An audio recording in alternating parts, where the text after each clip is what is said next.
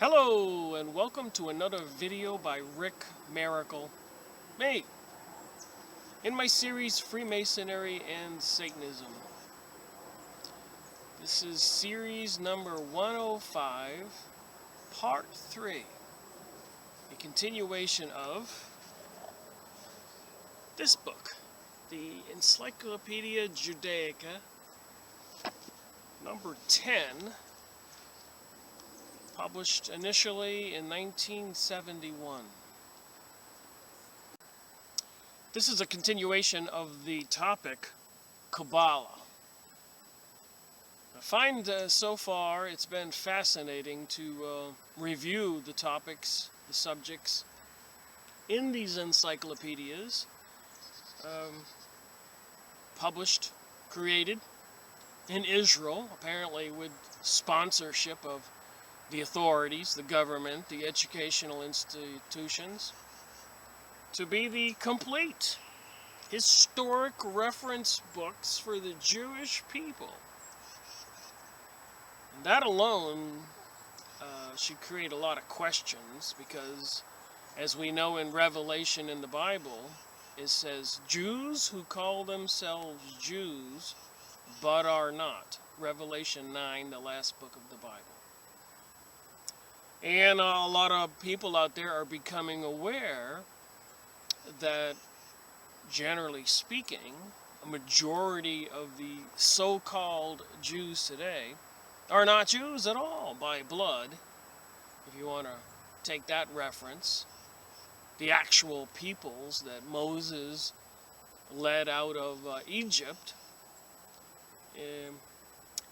So those were the what were they called? But the ones that are now pretty much in control of Israel and the world, seemingly associated with the Illuminati, the Akhenazis, the ones from Khazaria. So what is really going on? And when we talk about the Kabbalah, which I can describe simply by saying witchcraft, magic words, incantations, things like that, angels, demons, beings. And I know some people are probably rolling their eyes going, what you talking about, Rick? So I'll read from the book and let the book speak for itself, which is why I do book reviews. So continuing on from where I left off, I'm on page 494. And I am jumping around, so I'll just pick up where I highlighted something. As you can see where I highlighted things. And some of it may seem a little not so exciting, hopefully not boring. And then some of it's just off the chart with unbelievable sentences and things we talk about. Nevertheless, there remained areas where these limitations were still more or less adhered to. For example, in the meditations on the letter combinations, meditating on letter combinations,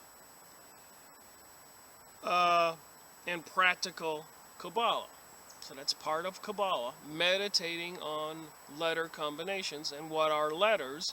Letters are sounds. Sounds are vibrations. Apparently this whole matrix, everything around me, everything that we all see, feel, it's all vibrations, like some gigantic matrix. So I suppose if you had the magic incantations, you could create a little magic, little hocus pocus, abracadabra. A little sense of humor, thank you. Many Kabbalists denied the existence of any kind of historical development in the Kabbalah. They saw it as a kind of primordial revelation that was accorded to Adam or the early generations, and that endured although new revelations were made from time to time. So that would be Adam and Eve, Adam. This notion of the nature of esoteric wisdom was expressed in apocalyptic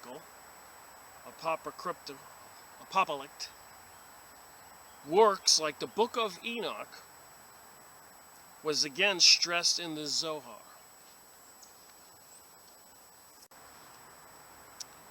So here we're talking about the Book of Enoch and one of the other Jewish books, the Zohar.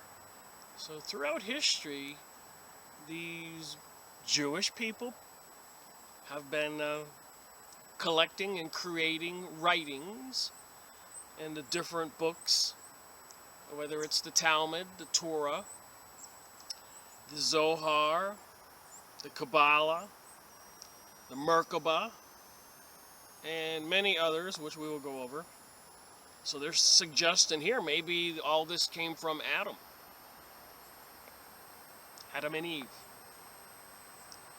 It became widely accepted that the Kabbalah was an esoteric, secret part of the oral law given to Moses at Sinai.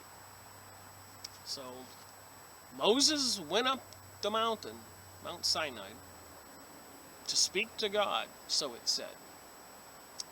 A burning bush or some bright light.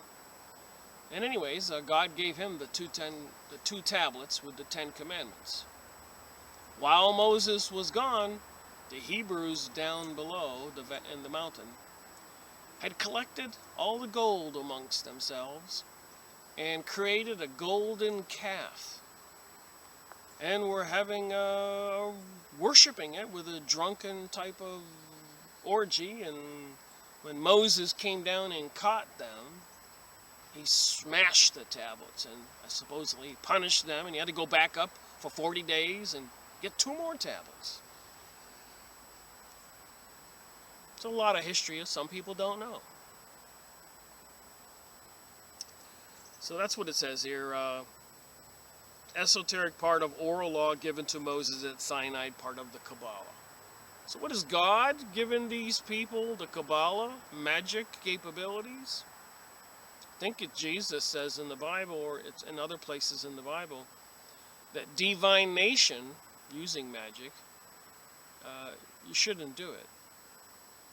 And if you are doing it, Jesus said you need to test the spirits because you don't know who you're talking to.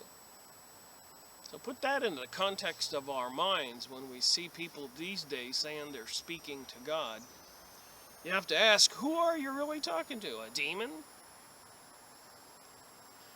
They regard them either as having deteriorated to some extent, the Kabbalah information, from the original tradition, which found in its expression in the increase of Kabbalistic systems, or as part of a gradual progress towards the complete revelation of secret wisdom. From the beginning of its development, the Kabbalah embraced an esotericism closely akin to the spirit of Gnosticism. There we go. One which was not restricted to instructions in the mystical path, but also included ideas on cosmology, angelology, and magic. Angelology and magic.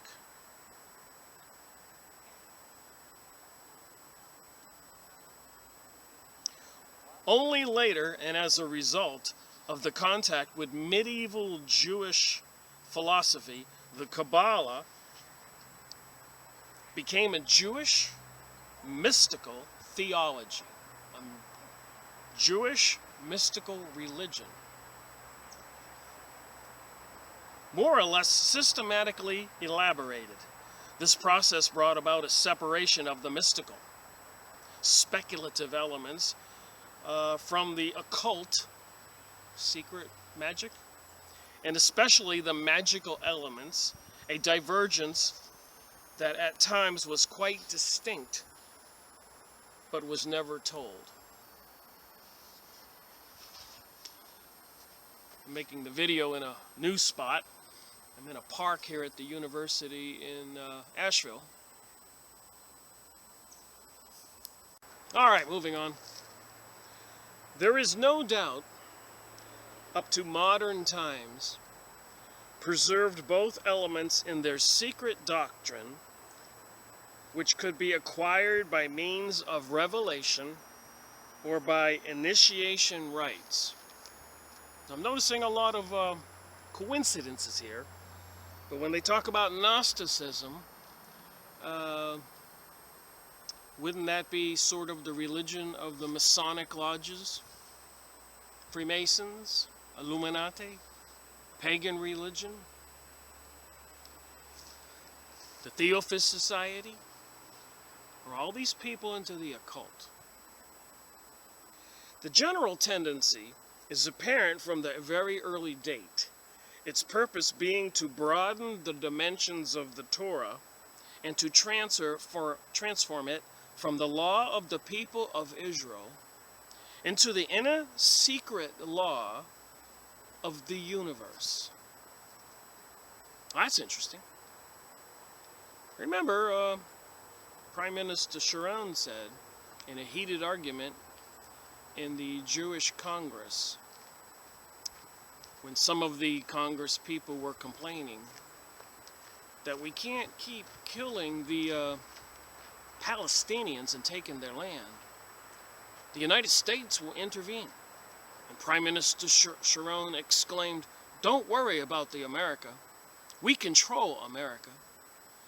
And then Prime Minister Benjamin Netanyahu and Finks Bar, look these things up, please. Don't believe me.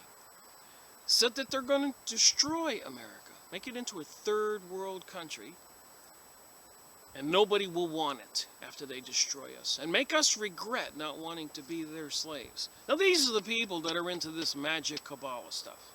And of course, not all Jews. A lot of good Jewish people, PhD Henry Macau in Canada, wrote the book Illuminati, the cult that hijacked the world. That's a PhD Jewish man in Canada. Rabbi Marvin Antelman, Volume 1, Volume 2, to eliminate the opate. Opate is like a drug that makes you feel better and happy. Well, in this case, the opate is your belief in God. They want to eliminate that. And if anybody were to pay attention to our society, in the news, the media, the TV shows, and the riots, and the posters, and the billboards, and all the writings, we can see somebody is making it into a very decadent, nasty society with no God. I'm not trying to be a preacher here.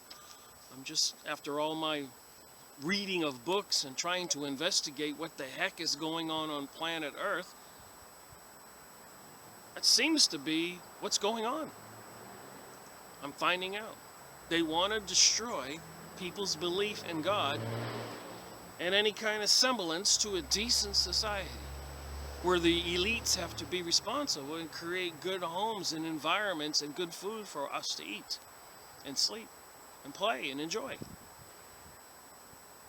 Trying to bring about some kind of a very nasty world, in my opinion. They brought us World War I, World War II, the French Revolution, and so much more. 9/11, terror events, false flags, sky spraying of chemicals in the sky, HARP transmitters, microwaving We the People, seismic energy waves on We the People, and drugs in our food. It occurred to me, even in Fritz Springmeier's The Illuminati, Bloodlines of the Illuminati. If you look at those names in those books, those people even own our children's cereal manufacturing companies.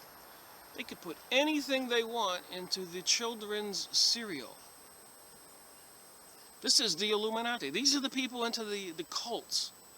And apparently having all kinds of perverted rituals like Aleister Crowley, the evilest man, taught, do as thou wilt.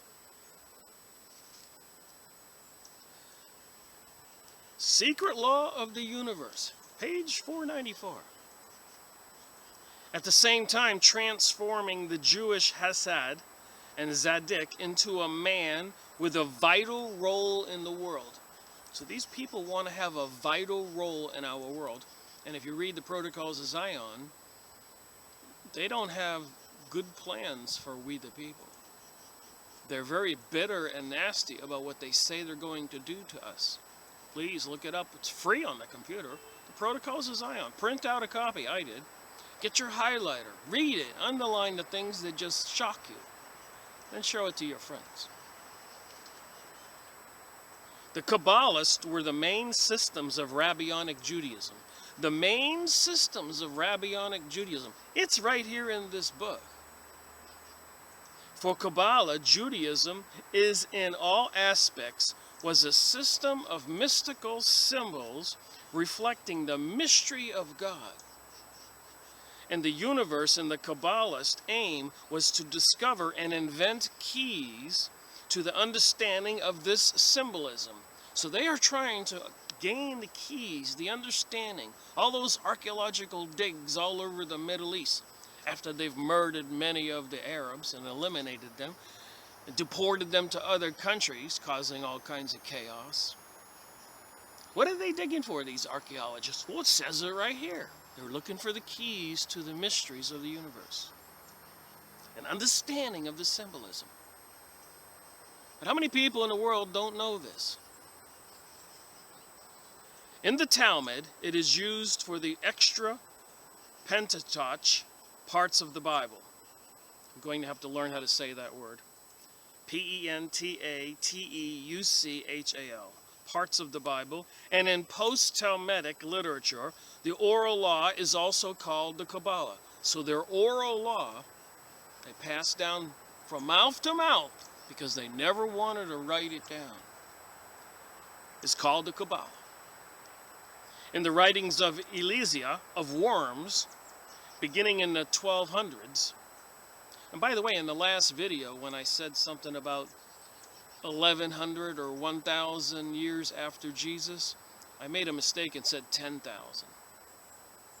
So sometimes I do, if you say, whoa, he just said that wrong, you're correct. So when you go back and watch the last video and I said, well, 10,000, I meant 10 100s, 1100s, 1,000 to 1100.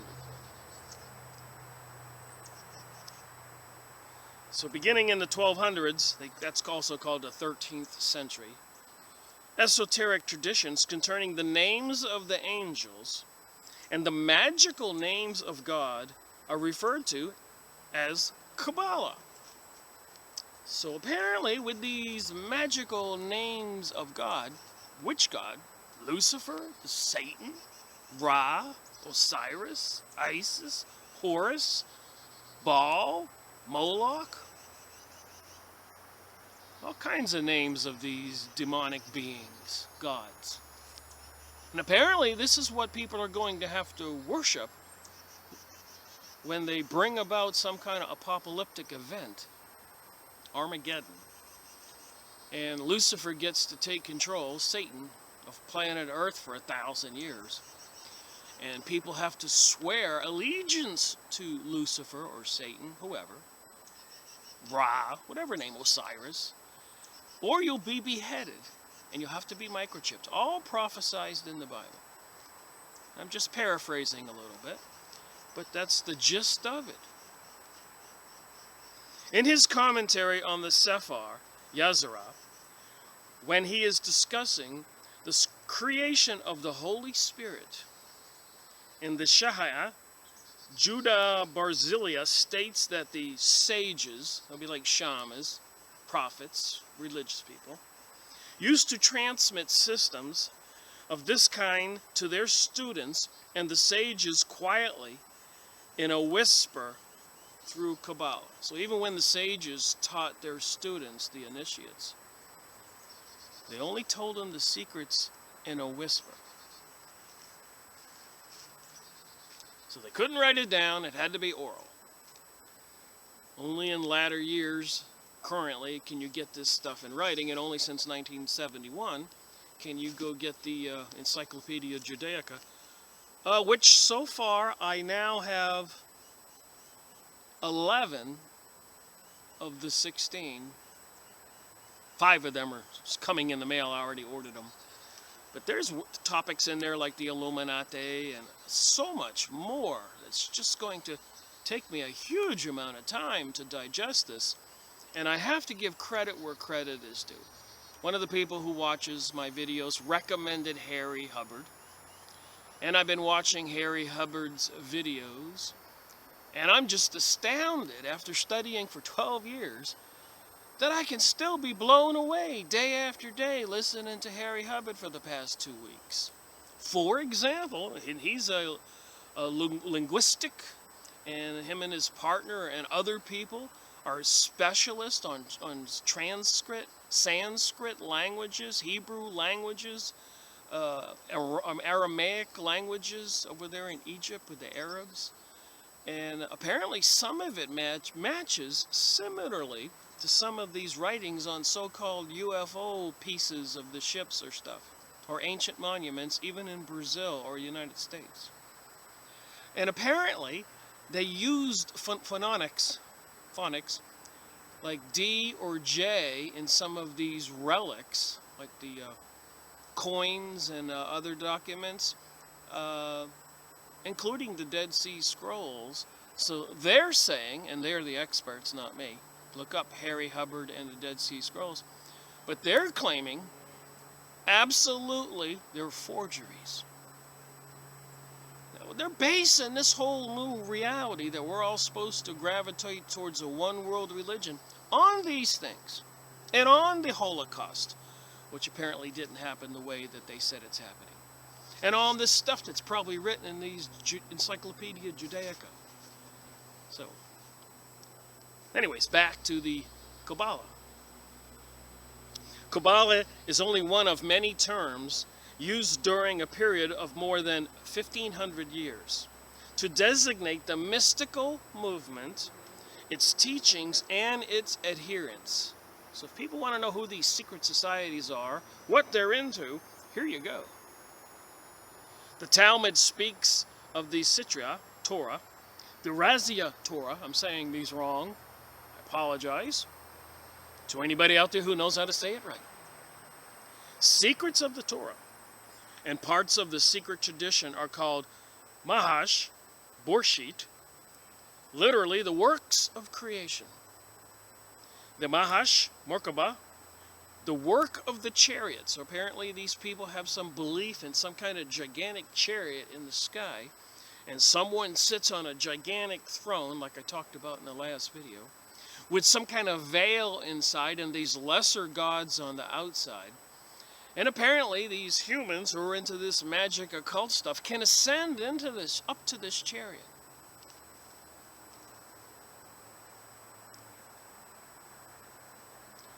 Already occur and later also appears in the early as the Slavonic Book of Enoch. So again, is the Book of Enoch a forgery also? So again, watching Harry Hubbard, please go look it up, Book of Enoch, Dead Sea Scrolls, and you'll see some other videos of Harry Hubbard. And he seems credible and believable, but I'll leave that up to people who want to review it themselves. I just keep reading and watching videos and documenting current events in the world, and we're headed down a dark path, although a lot of people are a little optimistic and theorizing that talk to me, I own a business, that they feel better with Donald Trump as the pending new president. This is December 21st. The solstice, by the way, when the sun reaches the most southerly portion, so it's shorter days in the northern hemisphere, and then it turns around and starts to come back. So my nephew called me from Alaska, and he says they have like 5 hours of daylight, and that means when the sun starts to come up in the first hour, 3 hours of daylight, and then the sun starts to go down. So I told him to send me a picture, what it looked like at daylight in Alaska. But it is solstice, which is also, if you look up witchcraft holidays, you're going to find the solstice, which ironically is when the sun does reach its lowest point going south. I think it kind of stalls for 3 days, or seems like it, and then it starts coming back, which is spring and the rising of the sun, which ironically, Christmas in a couple days, is Jesus being born, the rising of the sun. So a lot of people say these holidays were negotiated at the Council of Nicene between the pagans and the ones who wanted to be Christians, and they negotiated a deal and mixed the pagan religion with the Christianity teachings of Jesus. Again, you can, if you watch Harry Hubbard's videos, there's a lot of interesting discussion on that by a lot of people smarter than me. But back to the Kabbalah. Kabbalah came to be restricted in meaning to the mystical or esoteric tradition, so at the beginning of the 1200s. Hence the widespread use of the Hokmat Enhat, the science of truth, or the Dikrat Emhart, the way of the truth. So if these people who control our world know all this stuff and believe this stuff and are into the occult and magic, why do they bring about World War I, World War II, French Revolution, other revolutions, assassination of presidents, assassination of people who start telling the truth? And so much misery on planet Earth. I don't understand, unless their God is a demonic, satanic demon being. And if you look up pictures of Moloch, he's actually having children put in his arms to eat, and people biting their heads off in arms. That's Moloch. That's the Bohemian Grove, where Alex Jones snuck in there, looked this stuff up when I mentioned it, took a video, and it's right out of a witchcraft horror movie. Screaming and hollering and throwing a baby in a fire. Grown men dressed in long robes naked, and apparently they ship in gay men for some kind of homosexual satanic ritual. I don't make it up. But all this stuff I'm learning gets up here, and I have to put 2 and 2 together. Some of it's not a very fun thing to know about, to be honest. And I'm not the only one who says that these days. A lot of other investigators, especially with the Pizzagate and other incidences involving people over there in England and the world abducting children for sex and sacrifice, it's pretty rampant, apparently. Child trafficking, human trafficking, sacrificing people. Just saying, there seems to be a very dark secret in America and the world that these satanic forces, these secret societies, are everywhere, and they're busy. They're bent on bringing about this New World Order. Look at all the Democrats and even the Hollywood characters in Hollywood trying to force or pressure the Electoral College people to switch their vote from Trump to Hillary. So behind the scenes, people can't deny that this New World Order, this New Age, this propaganda, these activities, false flags, terror events, shootings, murders, newspaper articles, seemingly coming out of the United Nations, controlled by these Illuminati people. I know, I get off on a tangent. The Kabbalists are also called Baha'i, the masters of knowledge. Gnostics, those who know. Moving on. I hope you're finding this information as interesting as I do.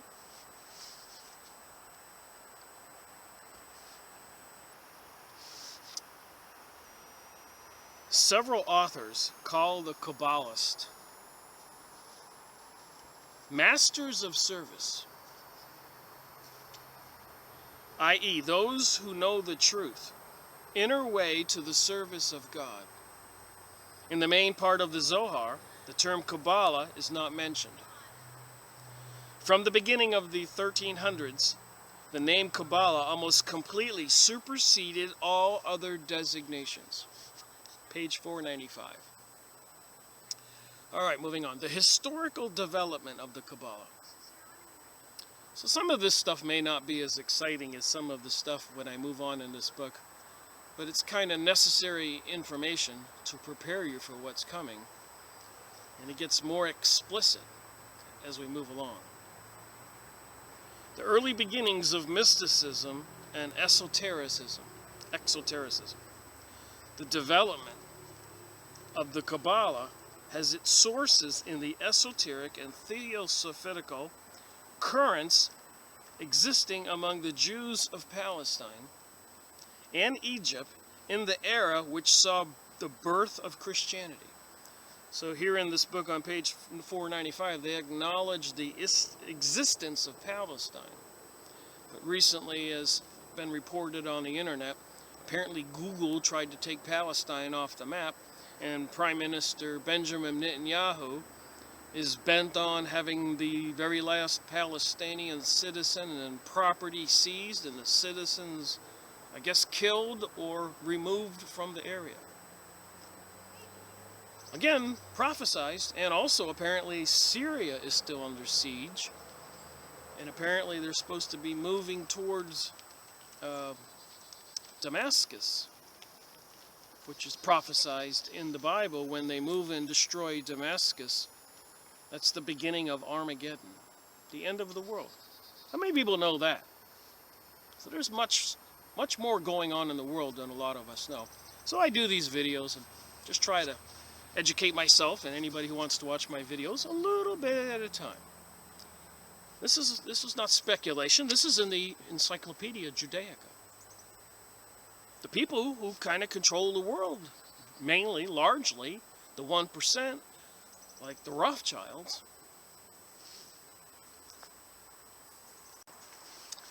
Moving on. I'm here in a park, and I pause every now and then when people are walking by. Some stress the Iranian influence on the general development of Judaism during the period of the Second Temple, and particularly on certain movements such as the Jewish Apoplectic, a view supported by many experts on the different forms of Gnosticism, like R. Riesenstein and G. Weidengren. Scholars, and again I'm jumping around here just to my highlighted paragraphs, like Harry Wolfson, who see Philo as fundamentally a Greek philosopher in Jewish garb. Others, like Hans Laurie and Edward Goodenough, interpret him as a theophist or even a mystic. So here they're calling him a theophist or a mystic. And we did go over Alice Bailey's The Secret Doctrine, the Theophist Society. So I've been claiming that the teachings of Albert Pike, Morals and Dogma, the Bible for the Freemasons, the Secret Doctrine, Helena Blavatsky, and all the other teachings, the Kabbalah, and other secret societies are all part of the Kabbalah, mysticism, and to sum it up with one word, witchcraft. Now, as I've said in previous videos, their shamans existed for thousands of years. You can say they're kind of a witch. They were witch doctors. But they had secret knowledge. They could take different drugs, go into trances, communicate with the other world, and bring back cures for people or solve problems for the tribes. The problem is they all weren't good shamans. Some of them, after they learned these scientific, natural sciences, secret knowledge on how to change nature, I guess, control the matrix of our reality. They use that knowledge for themselves. Lest we forget, during the 1,000 years ago, 1,500 years ago, plus or minus, all for the past 2,000 or 3,000 years, like the Vatican, there have been many forces trying to destroy this knowledge. Even when the Crusaders went into Mexico, the Yucatan, the people who came from Spain and Europe, they immediately made a beeline for the shaman's hut, got the knowledge, killed him, took the gold, and proceeded to kill the people all over the world. And even with the Vatican destroying the Library of Alexandria, and even the Smithsonian finding that huge catch of statues and gold and artifacts in the Grand Canyon. You can go look that up. And nobody's allowed to this day to look at that stuff and start documenting. Luckily for some of us who know Eric Vindanovich, in the book The Gold of the Gods, you can look at my videos on that. And those 3 feet tall sheets of gold have all these drawings and depictions of the creatures and the writings. So it's around the world and can be found in all the historic ancient monuments and buildings and on stones and in caves. But a lot of it today is being seemingly forged, like apparently, I don't know for sure, but it seems likely, the Book of Enoch and the Dead Sea Scrolls and parts of the translations of the Christian Bible. All right, moving on again. Phil's work, they believe, should be seen as an attempt to explain the faith of Israel in terms of Hellenistic mysticism, whose crowning glory was ecstatic rapture. Diaspora Judaism, diaspora was when, for the last couple thousand years, the Jews were all dispersed from the land of Canaan, called Palestine, now called Israel, and dispersed all over the world was called the diaspora.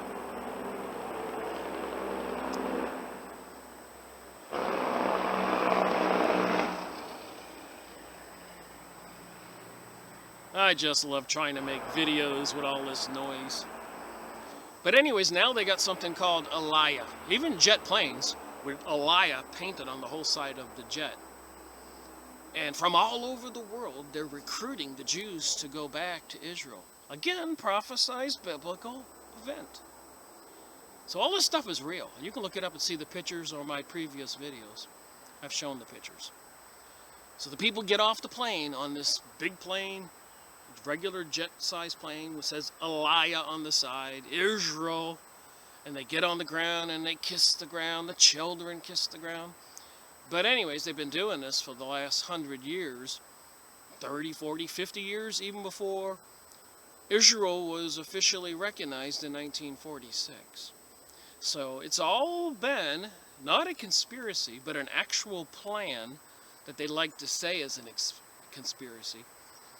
But they were over there buying land and killing Palestinians and seizing things and causing chaos like in Iraq, causing it to be very uncomfortable for Jewish people so that they would go back to the land of Canaan, Palestine, to bring about this future event, this new age and new world order.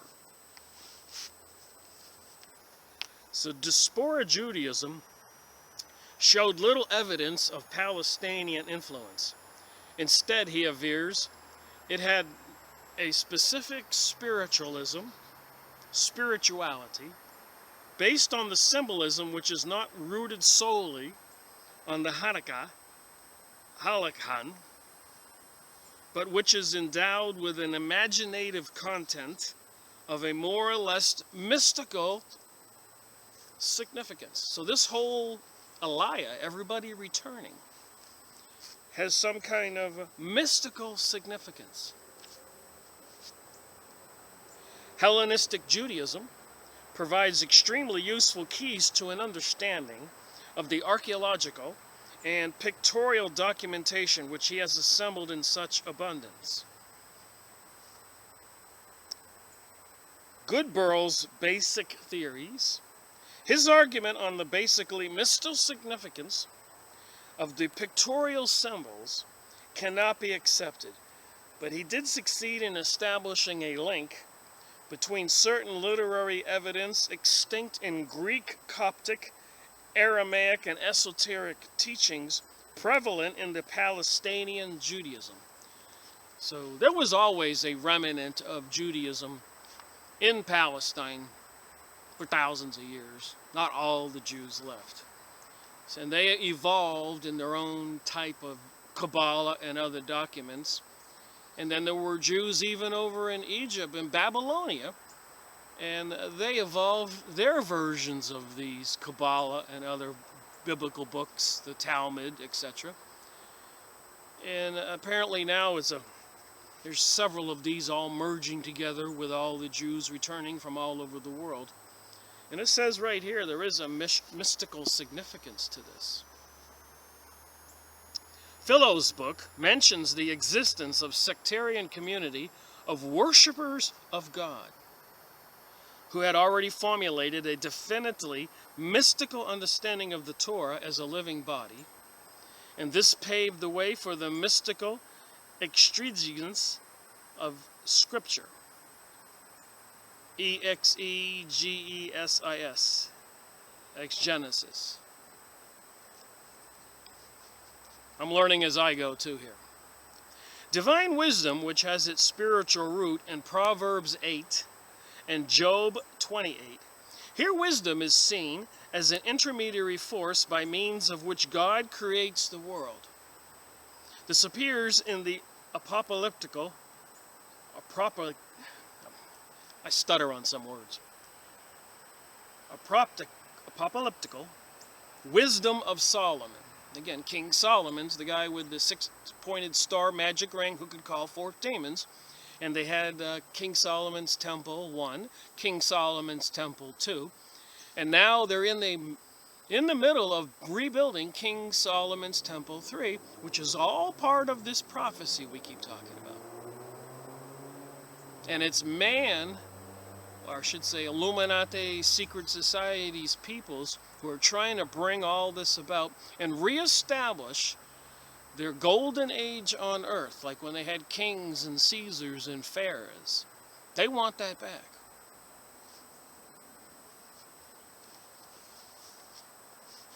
Divine wisdom, I just said that.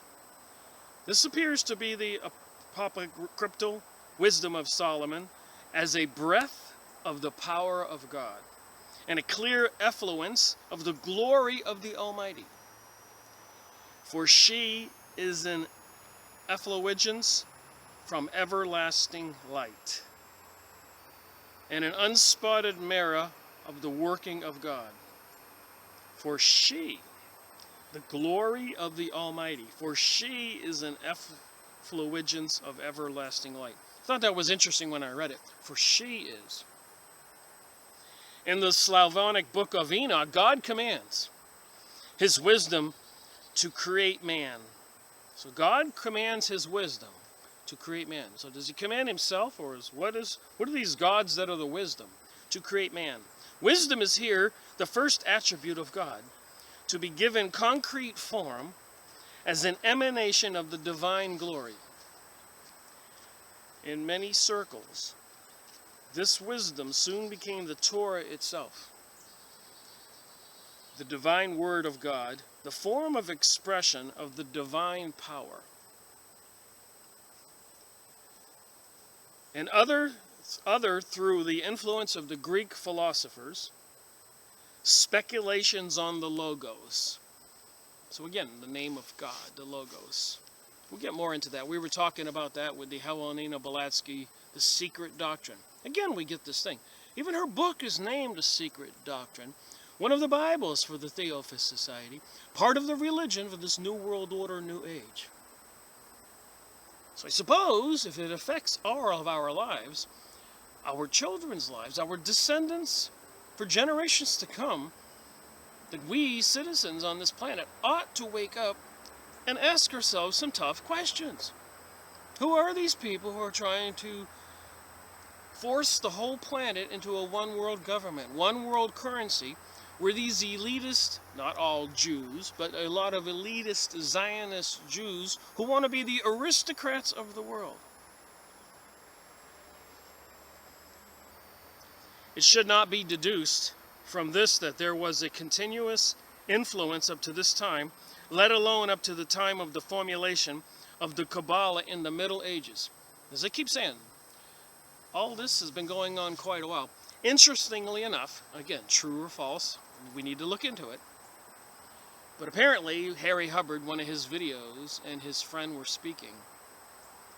But during the 1910, 1920, 1930 when paper currency and coin currencies were being developed, interestingly enough, the type of paper used, the size of paper used, the type of ink used, the denominations, the size of the coins, the penny, the dime, the nickel, the quarter, all that. They had different names in different countries all over the world. But apparently, if you investigate this, they were all manufactured by the same place, between England and Philadelphia, United States, which are the homeland of these Illuminati folks. So back then, they were masterminding this whole thing back then, like on the post offices and federal buildings and the U.S. $1 bill. There is the pyramid and the all-seeing eye and all of these types of religious things that are mentioned in these books that I've been going over. Well, one of the most interesting things they said was the money orders. You go get a money order, probably not now, but 1993, 92, whatever, and you hold it up to a light. It had a picture of Adam Weishaupt on it, the creator of the Illuminati. 1886, 1786 was it? So they didn't think anybody would recognize him or would look for it.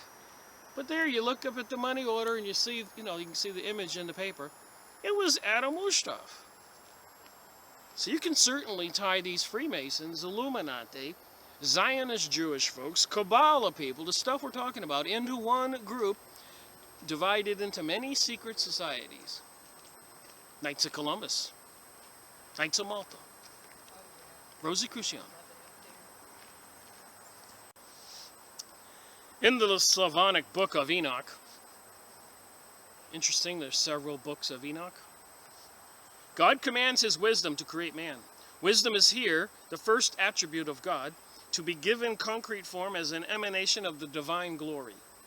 In many circles, this wisdom soon found the Torah itself and the Word of God, the form of expression of the divine power. I said that. But it should not be deduced from this that there was a continuous influence up to this time, let alone up to the time of the formulation of the Kabbalah in the Middle Ages. I read that. Palestinian Judaism, which was in itself capable of producing movements of a mystical or esoteric nature. The Pharisees, the Tanium, Amurian, that is to say, at the very heart of the established Rabbinic Judaism. So the leaders of the Rabbinic Judaism were called the Pharisees.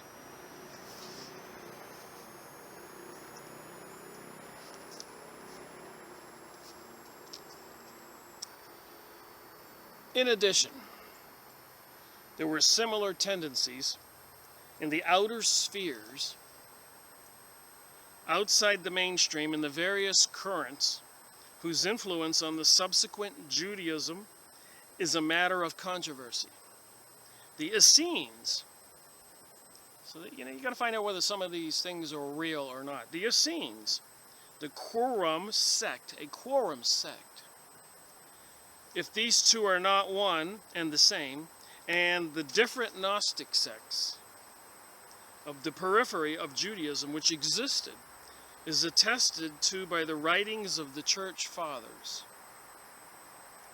It is almost certain that the phenomenon which they connected with mysticism, like prophecy and the piety of certain psalms, belongs to other strands of the history of religion.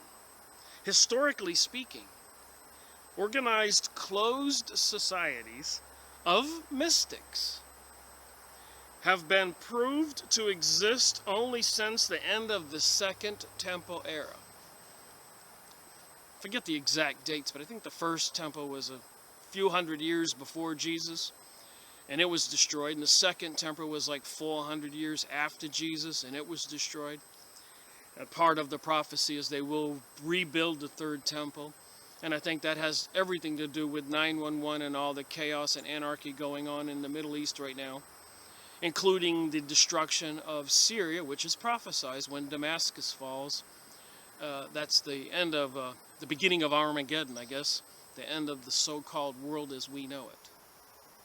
It's all planned. And these people are not about to stop. We're going to see more bizarreness in our world. Is bizarreness a word? All right, moving on. Apocalyptic exotericism and the Merkaba mysticism. You can see how much I'm reading here in this big heavy book.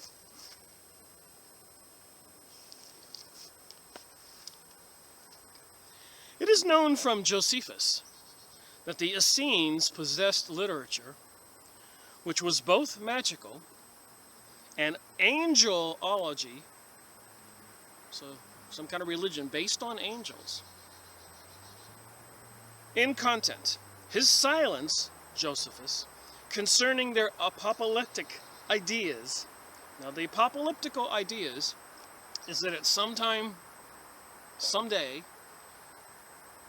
God's wrath will come on earth and all the evil will be destroyed. Apocalyptic. And then earth will live in peace without the evil. Apocalyptic events. So many of these religions have apocalyptical event stories. So his silence concerning their apocalyptic ideas can be understood as his desire to conceal their aspect of contemporary Judaism from his Gentile readers. So are these Zionist Jewish people and Illuminati types who are all preparing, we can all see this, some people are buying supplies and building bunkers, and even the government's building underground cities and caves and train systems and stocking up. Are they preparing for this apocalyptical event? What kind of gods are they worshiping? Should we all be concerned? The Book of Enoch was followed by apocalyptical writing. Esoteric knowledge in these books touched not only upon the revelation of the end of time and its awesome terrors, but also upon the structure of the hidden world and its inhabitants. So here we go, the hidden world and its inhabitants. A lot of talk about Antarctica and those strange things going on. An entry port in the top of the world and the bottom of the world with Admiral Richard Byrd, called the Hollow Earth Theory. And then we have UFOs and aliens and greys and Palladians and reptilians and so many more. The tall whites. So here we're looking at this book on page 498. The hidden world and its inhabitants. I keep saying, and I have been saying, that I think it's all connected. Is there any doubt? Heaven, the Garden of Eden, and Gehenna, angels and evil spirits, all in one sentence here, and the fate of the souls of the hidden world. The fate of the souls of the hidden world. Above this are revelations concerning the throne of glory and its occupants, which should apparently be identified with the wonderful secrets of God mentioned by the Dead Sea Scrolls. I'll hold this up so that you can just see that I'm not kidding you.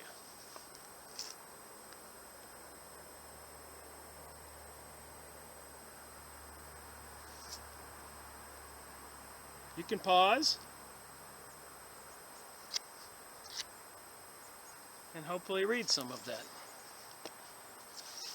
So what are we to think? And the wonderful secrets as God mentioned by the Dead Sea Scrolls. Well, Harry Hubbard and some other experts seem to think that stuff was a fraud. They were created on some kind of scroll. Apparently there's different kinds of material, sheepskin and then papyrus. But the ones they found that were supposed to be original were made on the wrong kind of paper or material. And the letters and the type of script they used wasn't used back then. So I think somebody's creating some of these documents to kind of justify or create a false history, to justify what they're doing. It is not just the content of these ideas which is considered esoteric. Their authors too hid their own individuality in their names, concealing themselves behind biblical characters like Enoch, Noah, Abraham, Moses, Baruch, Daniel, Ezra, and others. So the authors of these documents, and a lot of books, were concealing their identities. Why was that? The clear tendency towards asceticism as a way of preparing for the reception of the mystical tradition. So asceticism, like ascending, which is already attested to in the last chapter of the book of Enoch, becomes a fundamental principle for the apocalyptics. So if the book of Enoch is a fabrication, a fraud, then the book of Enoch and the apocalyptic events are frauds. So is somebody wanting to create an apocalyptic event just so they can take control of the planet and depopulate the planet? What's with the sky spraying of chemicals that I keep videoing and posting on YouTube? What are they dumping in our skies? It's clear they are. It's got to be costing a fortune. But everybody doesn't say anything. Government won't talk about it. And they keep doing it. The Essenes in the circle of the Merkabah, mystics who succeeded them. From the start, this pietist asceticism aroused active opposition, entailing abuse and persecution, which later characterized practically the whole historical development of the pietist tendencies in Rabbinic Judaism. So a lot of these cults that recruit initiates to be initiated, you have to live very poor, give up all worldly goals and worldly property, and just want to serve these masters and pray 24/7 and learn these things. Some kind of magic and witchcraft taking place here, you think? The mysteries of the throne constitute here a particular exalted subject, which is to a large extent set the pattern for early forms of Jewish mysticism. Here we go. It did not aspire to an understanding of the true nature of God, but to a perception of the phenomenon of the throne on its chariot, and as described in the first chapter of Ezekiel, traditionally entitled Mishnah, Merkabah, the mysteries of the world of the throne, together with those of the divine glory, which is revealed there, are the parallels in Jewish esoteric tradition, in the revelations on the realm of the divine in Gnosticism. So here we're tying together the Freemasonic Gnosticism with the Jewish mystical Kabbalism. All right, moving on. The 14th chapter, the Book of Enoch, which contains the earliest example of this kind of literary description, was the source of a long visionary tradition of describing the world of the throne and the visionary ascent to it. Visionary ascent to this throne, which we find portrayed in the books of the Merkabah mystics. In addition to interpretations, visions, and speculations based on the Mishnah, Merkabah, other esoteric traditions begin to crystallize round the first chapter of Genesis, which was called Mishnah Bereshit. Mishnah and Talmud 2-1 and the corresponding Gemara in both the Babylonian and Jerusalem Talmud shows that in the first century of the Common Era, first 100 years, mystical traditions existed within these areas and severe limitations. Mystical traditions existed in these areas and severe limitations were placed on public discussions of such subjects. The story of creation should not be expounded before two persons. So two people shouldn't talk about the story of creation back then. Nor the chapter on the chariot. So people shouldn't be talking about the chariot back then before one person, unless he is a sage, an initiate. and already has an independent study of the matter. So unless you're initiated into these Illuminati-type cults, witchcraft, occultist, secret societies, just like the Freemasons, they swear with threat of having the throat cut, not to talk about this with anybody else. But I have the Encyclopaedia Judaica, and we can talk about what's in this book and other books. 2016, and days away from 2017. Who knows what the future's going to bring? I think we ought to brain up. That means get a little smarter. Wake up. Brain up. Whoever ponders on the four things, listen to this. It were better for him if he had not come into the world. What is above? What is below? What was before time, and what will be hereafter? So whoever ponders on these four things, it were better that he not be born, come into the world. What is above? What is below? What was before time, and what will be hereafter? Here we have a prohibition against the very speculations which are characteristics of the Gnosticism. So now you know what Gnosticism is, this knowledge that you're not supposed to talk about, as it is defined in excerpts of the writing of the Gnostics. In actual fact, this prohibition was largely ignored, as far as can be judged from many of the statements in the Tananium and Amanian dealing with these questions, which are scattered throughout the Talmud and the Midrash.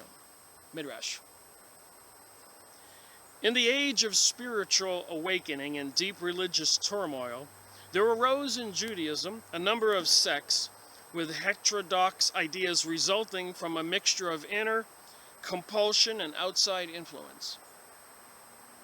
In this period of Jewish Gnostic sect, with definite antinomian tendencies, were active in the Seporius.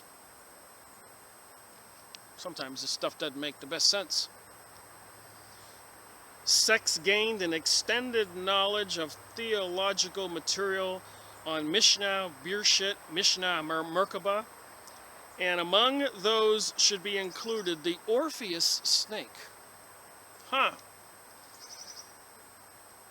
The Orphite snake worshippers. And if anybody doesn't know this, you can look it up. We all know there are Aquarius and Pisces and Scorpio and Leo and Capricorn, astrological signs. What a lot of people don't know, there are actually 13 signs. The snake worshippers, the Orphites, look it up, and some astrology charts will actually have the 13. So if you think that you're really an Aquarius, you might be in the astrological sign Orphites. Why did they eliminate that from the 12 signs? And why now are some scientists and ancient scholars, people who study this stuff, trying to bring it back? Is this part of the New Age and the New World Order, this worship of the serpent? Who were basically Jewish rather than Christian. Should I read that again? And among these should be included the Orphites, snake worshippers, who were basically Jewish rather than Christian. Page 498 on the bottom right. From this source, a considerable number of esoteric traditions were transmitted to Gnostics outside Judaism, whose books, many of which have been discovered in our own time and are full of such material. And again, according to Harry Hubbard, in his investigation onto the Sanskrit text and the materials they were written on, and some of the ways they spoke, besides the fact that how could some document like that exist for a couple thousand years in the dirt? And stones that they said they found it on, like the Moabite and stuff like that, part of the Mormon traditions and stuff they found, after they photographed these symbols on stones, apparently the stones disappeared. They don't have the hard copy anymore, so we're all supposed to just believe them. Harry Hubbard, go watch some of his videos. Notwithstanding all the deep differences in theological approach, the growth of the Merkabah mysticism among the rabbis constitutes an inner Jewish concomitant to Gnostics, and it may be termed Jewish and Rabbinic Gnosticism. So now again, we're right there clearly ties the Freemasonic Gnosticism, Helena Blavatsky's Gnosticism, the anti-Christian religions with the Jewish rabbis of today, which Rabbi Marvin Antelman in his two books, Volume 1, Volume 2, to eliminate the opate, which was to eliminate our belief in God and our usage of prayer, because they know prayer is a form of incantation. It is a talking to God, and it works. And they fear Jesus, they fear Christianity, they fear people who are good, they fear people who pray. Because apparently God answers prayers. So if you're one of these anti-God type of cast out demon, angelic being, whatever, I don't propose to know everything, but I'm studying and learning, then you would be afraid of God too, knowing that God has the ultimate power.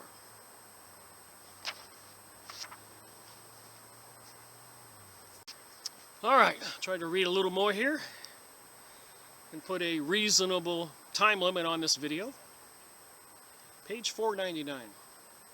Particularly important is the established usage of the term kavod, which means glory, as a name both for God and when he is the object of profound mystical inquiry, and also for the general area of the theosophitical research. Apocalyptical literature. Merkabah terminology is found in a hymn fragment in the Dead Sea Scrolls. So, is Harry Hubbard correct? Look him up on YouTube. Watch for yourself. Maybe there's other investigators who have suggested that these might be forgeries, frauds, created. For what purpose? So they have some fragments on the Dead Sea Scrolls for the Merkabah terminology, where the angels praise the image of the throne of the chariot. Members of the sect combined ideas concerning the song of the angels who stand before the chariot with other ideas about the names and duties of the angels. Remember, this is the Encyclopaedia Judaica, first published in 1971 by the Keaton Publishing in Israel and Macmillan Publishing in New York City. Surrounded by an aura of peculiar sanctity. Surrounded by an aura of peculiar sanctity. Moving on. Distinct from the exposition of the Merkabah, which the rabbis gave while on earth below, was the ecstatic contemplation of the Merkabah experience, such as an ascent to the heavens, namely descent to the Merkabah through entering paradise. The transition, which once again connects the revelations of the Merkabah, this is one of the Jewish books, Kabbalistic books, which the apocalyptic tradition is mentioned in the Talmud alongside the exogenic traditions. It concerns the four sages who enter paradise. Their faith demonstrates that here we are dealing with spiritual experiences which were achieved by contemplation and ecstasy. Now think about that. Spiritual experiences were achieved by contemplation and ecstasy. And then I'm reminded of the Bohemian Grove and the giant bonfire in the belly of a gigantic owl, Moloch the demon, throwing in a baby. Grown men, our politicians, including presidents and other people, dressed in long robes, screaming and howling like a witch's party, bringing in gay men for some kind of sexual ritual. And then I read this sentence again. Think about this. Their faith demonstrates that here we are dealing with spiritual experiences, which were achieved by contemplation and ecstasy. Simon, as they looked and died, looked and was smitten. Also reminded of that Harrison Ford, Raiders of the Ark, and some of those rituals and ceremonies they had in those movies, Indiana Jones. Makes you wonder what's real. Or even during World War II, with Hitler sending archaeologists all over the world, looking for the spear of destiny, sending people to Antarctica, to India, to the Middle East, looking for artifacts and secrets. This stuff's not a joke. Forsook Rabbinic Judaism and cut the shoots, apparently becoming a dualistic Gnostic. Akiva alone entered in peace and left in peace. Or in another reading, ascended in peace and descended in peace. So our Akiva, a central figure in the world of Judaism, is also the legitimate representative of a mysticism within the boundaries of Rabbinic Judaism. Now, as I read this, just in my mind, I know that this New Age and New World Order is supposed, according to the Protocols of Zion and the Jewish Utopia by Professor Higgins, books I've gone over, and many other writings, that the Jews are supposed to rule the world. They want to. And apparently some Jews have claimed that their God is the serpent. So it should concern us all if that's the case. The latter pseudographic literature devoted to the mysteries of the Merkabah. In addition, the striking halachic character of the literature shows that its authors are well rooted in the halachic tradition. In mystical circles, particular conditions were laid down for entry to those fit to be initiated into the doctrines and activities bound up with these fields. The basic teachings were communicated in a whisper.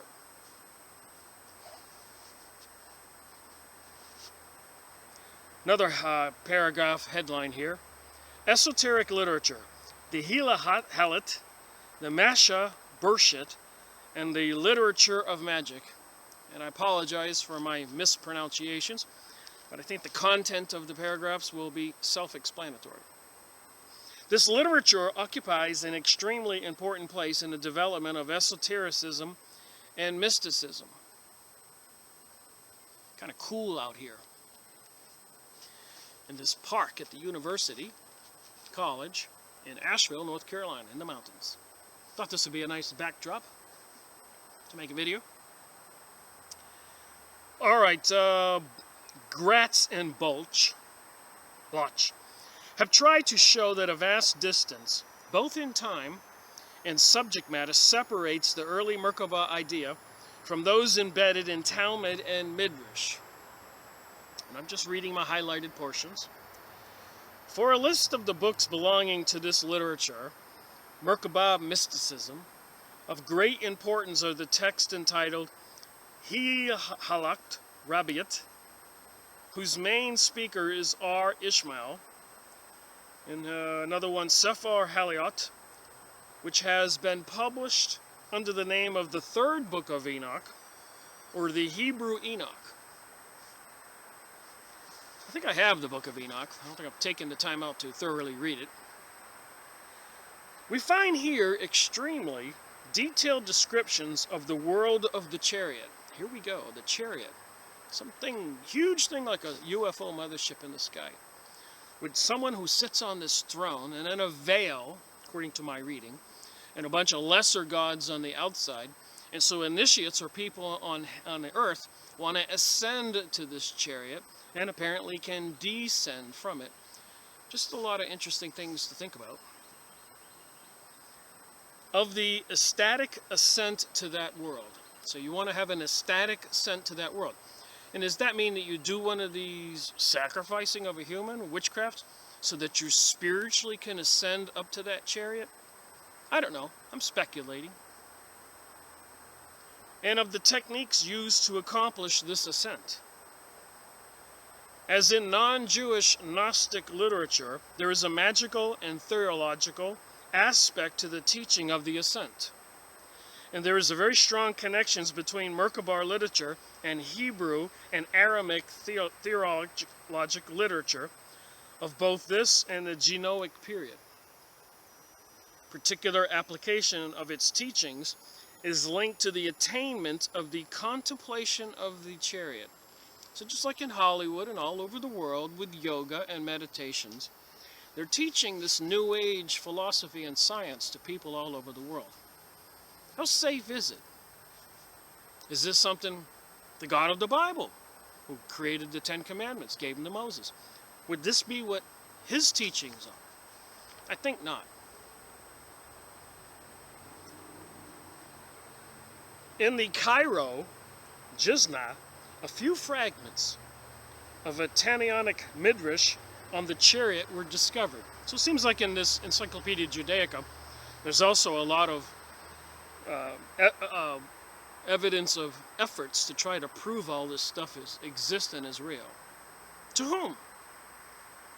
To all the people joining the Jewish groups, the Zionists, not the good Jewish people who are fighting this.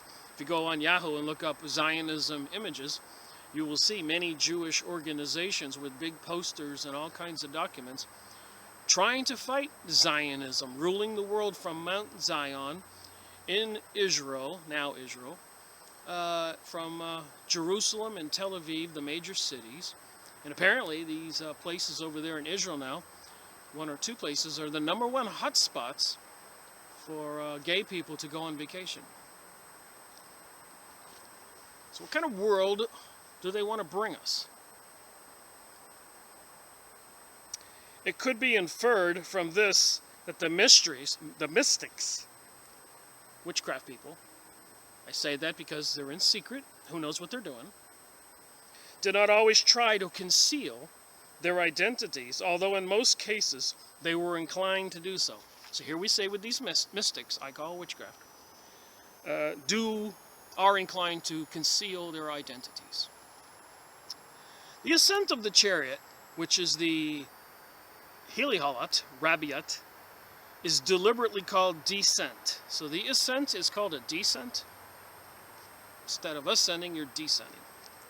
Comes after a number of preparatory exercises of an extremely ascetic nature. The aspirant, get this, places his head between his knees, a physical position which facilitates changes in consciousness and self-hypnosis. So they get in a position where they put their head between their knees and they create a sort of a self-hypnosis. At the same time, he recites hymns of an esoteric, ecstatic character, the texts of which are extant in several sources. Particularly in the Hellenic Rabiat, another document, I suppose. These poems, some of the earliest known to us, indicate that chariot hymns, I call them incantations, magic, hocus pocus, abracadabra. I use those examples just to be childish here and make it real simple to understand. So they had these hymns, these incantations. They put their head between their legs to go in a form of self-hypnosis. Chariot hymns like these were known in Palestine as early as the 300 years after Jesus. Some of them purport to be the songs of the holy creatures. That's the word it says here, holy creatures. Hayat, who bear the throne of glory. So these holy creatures bear the throne of the glory, and whose singing is already mentioned in apocalyptic literature. The poems have their own specific style, which corresponds to the spirit of celestial liturgy, and they have a linguistic affinity with similar lyric fragments in the writings of the Quorum sect. So they had to pay particular attention to their vowels and consonants to create these vibrations. Almost all of them conclude with the Kedashah, sanctification, of Israel 6.3, which is used in a fixed reframe, the 3rd century.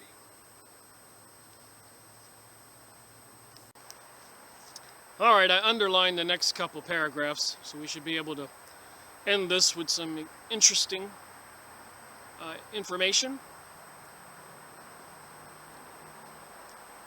For he sees a parallel between the kine who bear the ark singing, I don't know what a kine is, a K-I-N-E, who bear the ark singing, and the holy creatures who bear the throne of glory with a glorious, festive song. He is the holy king surrounded by majesty, fear, and awe in the palaces of silence. He is not a God who is near, but a God who is afar, far removed from the area of man's comprehension. Even though his hidden glory may be revealed to the man from the throne, the Merkabah mystics, witchcraft people, occupy themselves with all the details of the upper world, which extends throughout the 7 palaces in the firmament of the Aravat, the uppermost of the 7 firmaments. So our 7 firmaments, 7 other planets, 7 other dimensions, different places like heaven, hell, Hades.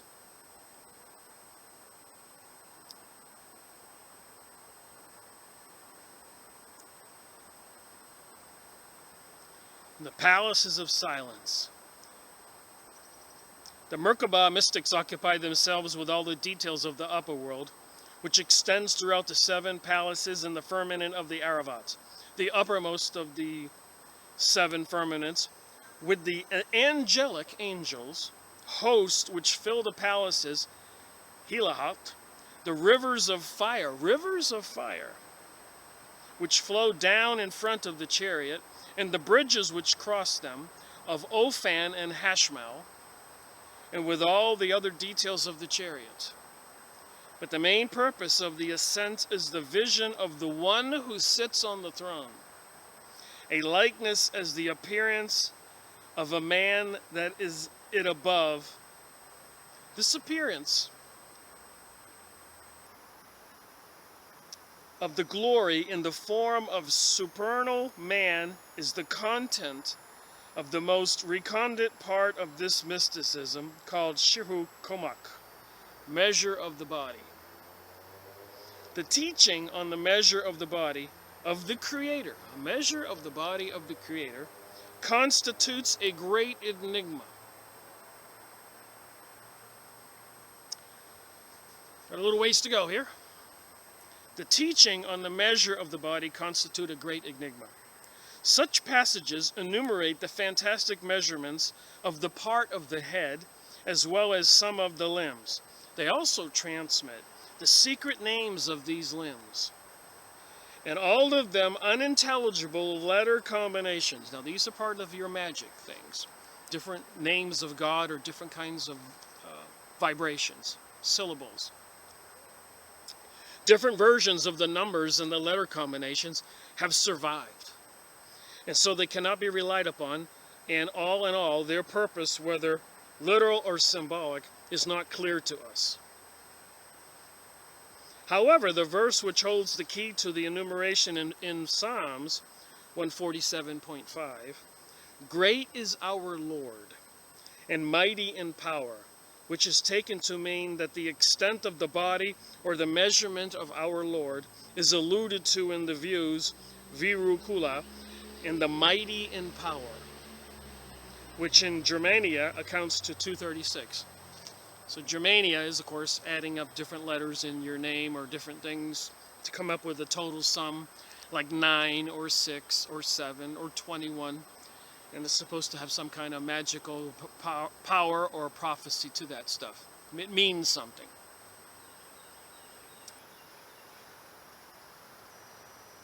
The number 236 times 10,000 leagues, and moreover, not terrestrial but celestial leagues. So not terrestrial but celestial leagues. So not legions or troops on earth, but legions and troops in the celestial heavens, is the basic measurement on which all the calculations are based.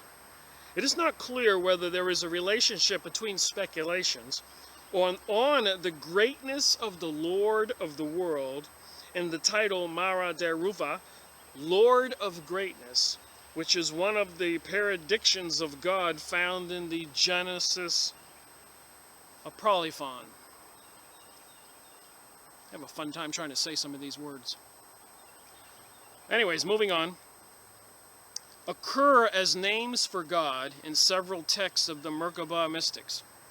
So in the Kabbalah, in these books on magic, there are different names for God which apparently have power.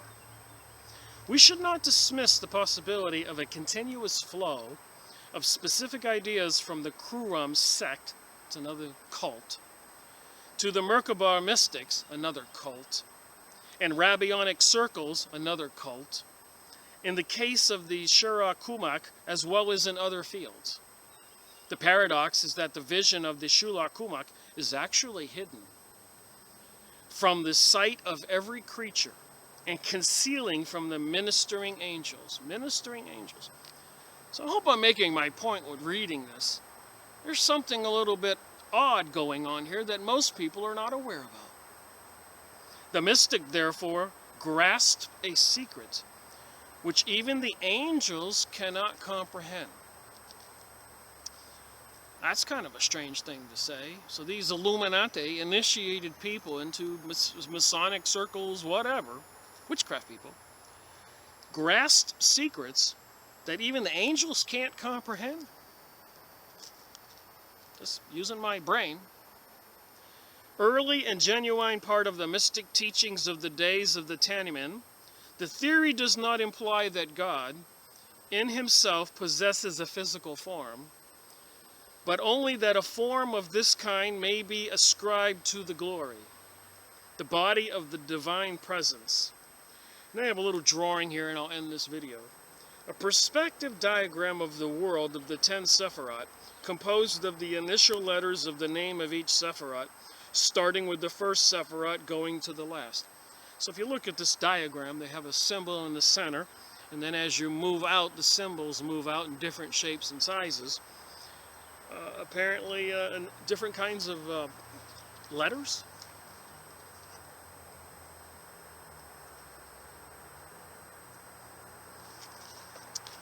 So thank you for watching my video. I hope you find this stuff as interesting as I do. I just want to figure out what the heck is going on in our reality and who's behind all the secret societies. Rick Miracle reporting.